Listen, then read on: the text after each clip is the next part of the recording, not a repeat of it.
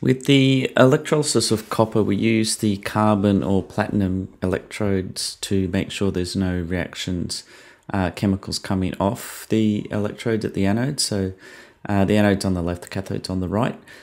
So when you start to do these, you write down just all the chemicals you have. So we only have water and copper, it's 2 plus. The sulfates don't react because the polyatomic ion is very stable. And so you just write out the correct half equations. You may need to reverse them from your data booklet. And so you write out the water going to hydrogen at the cathode and the water going to oxygen at the anode. Those two equations are always there exactly as written. And so the only thing that can happen here is the C22 plus could turn into copper at the cathode. So we write those three equations down.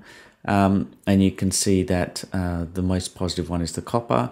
And so we get copper at the cathode and oxygen. You can see the oxygen bubbles coming off if we zoom in at the anode.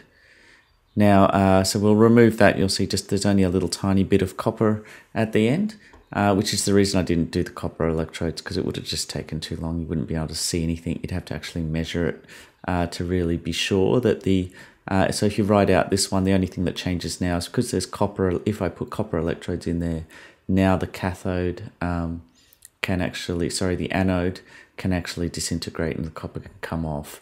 And you can see that is the most positive one. So that would actually happen. So there is a slight change there. So instead of getting oxygen at the anode, you'd get copper coming off at the anode. Okay.